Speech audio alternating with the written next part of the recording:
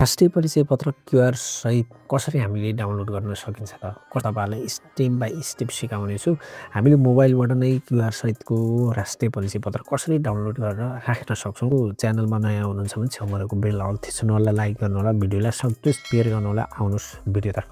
Google Chrome ब्राउजरबाट पनि जान सक्नुहुन्छ अनि अन्य इन्टरनेट एक्सेसबाट तपाईँहरूले डाउनलोड गर्न सक्नुहुन्छ। गुगलमा जानु होला। यसरी गुगलमा गइसकेपछि यहाँनिर माथि सर्च बारमा एनआइडी भन्ने भयो अनि यहाँनिर तल एनआइडी डाउनलोड भन्ने छ, यसमा टच गर्नु होला। यहाँनिर माथि एनआइडी डाउनलोड भन्ने छ। यहाँनिर अब तल यहाँनिर माथि department of national ID and civil यहाँनिर माथि भनेको वेबसाइट खुलिसकेको छ। तल अब यहाँनिर यो डाउनलोड एनआइडी भन्ने छ। यहाँनिर डाउनलोड एनआइडी भन्ने भयो, यसमा टच गर्नु होला। यसको माथि वेबसाइट खुलिसकेको छ। अनि त्यसपछि मैले यहाँनिर डाउनलोडमा यसरी क्लिक गरेको छु। डाउनलोडमा क्लिक गरिसकेपछि अब यहाँनिर यस्तो खालको पपअप खुलेको छ। तपाईँहरूले यहाँनिर माथि इएन भन्ने छ, तपाईँहरूले यसमा राखेर तपाईँहरूले नेपालीमा पनि अप्सन चेन्ज गर्न सक्नुहुन्छ। यो प्यासेजहरू, स्पेसहरू अथवा यहाँको वर्डहरू अथवा तपाईँहरूले यत्तिकै इङ्ग्लिसमा पनि गर्न सक्नुहुन्छ। अब सबैभन्दा माथि चाहिँ डाउनलोड यो इएनआइडी भन्ने छ। अनि यहाँनिर तपाईँहरूले फुल नेम भन्ने छ, फुल नेम नेपालीमा भन्ने छ। तपाईँहरूले यहाँनिर नेपालीमा टाइप गर्नु होला। जस्तै यहीँबाट तपाईँहरूले किवर्डबाट यसरी अनि त्यसपछि तल यहाँनिर फुल हुन्छ, फुल नेम भन्ने भयो। यहाँनिर फुल नेममा तपाईँहरूले इङ्ग्लिसमा हाल्नु होला, पुरा फुल नेम राख्नु होला। अनि डेट अफ बर्थ भन्ने छ, बेस भन्ने छ, तपाईँहरूले नेपालीमा राख्नु होला। यहाँमा तल इन्टर भन्ने छ, इन्टर यो डेट अफ बर्थ इन नेपालीमा भन्ने छ।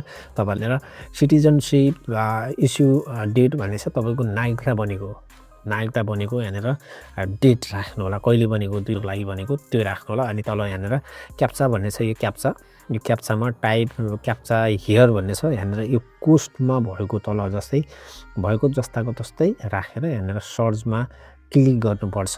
अनि त्यसपछि फर्दर हामी अगाडि बढ्न सक्छौँ।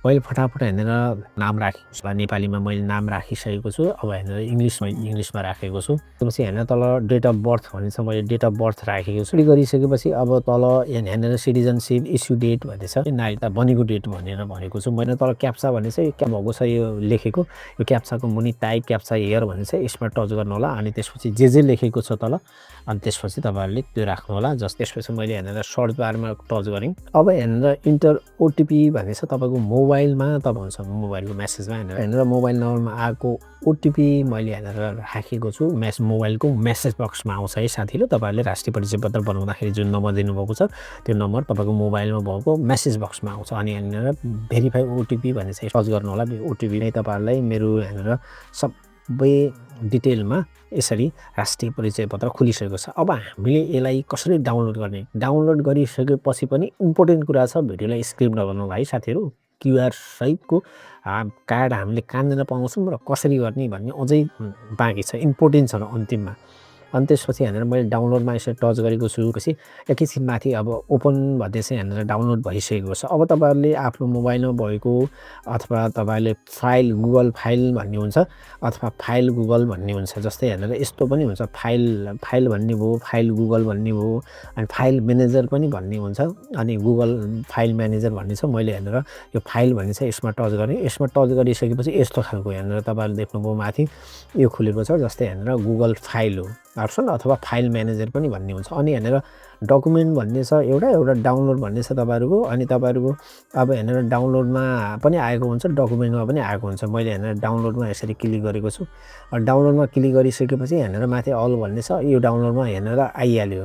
यहाँनिर नेसनल आइडी कार्ड भन्ने छ, यसरी यहाँनिर माथि यहाँनिर मैले टच गरेँ। अब टच गरिसकेपछि एकदमै इम्पोर्टेन्ट कुरा, अब यहाँनिर तपाईँहरूले यसरी हेर्न सक्नुहुन्न। अब हामीले के राख्नुपर्छ भने तपाईँको नामको 4वटा अक्षर क्यापिटलमा राख्नु होला। अनि त्यसपछि तपाईँको जन्ममितिको अगाडिको जन्ममितिको 2036 अथवा 2040 2044 छ भने अगाडिको 4वटा अङ्क, जन्ममितिको जन्ममितिको अगाडिको सालको 4वटा अङ्क र नामको 4वटा अङ्क क्यापिटलमा, नामको 4वटा अङ्क क्यापिटलमा राख्नु होला।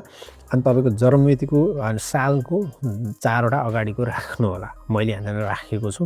यहाँनिर ओपन गरेँ। यहाँनिर क्युआर कोड सहितको राष्ट्रिय परिचय पत्र यहाँनिर देखा परेको छ। अब तपाईँहरूले सजिलै तरिकाले आफ्नो यसलाई राख्न सक्नुहुन्छ एकदमै सजिलो तरिकाले डाउनलोड गरेर तपाईँ पनि तपाईँहरूले यसरी आफ्नो राष्ट्रिय परिचय पत्र डाउनलोड गर्न सक्नुहुन्छ हस्त thank you for watching video by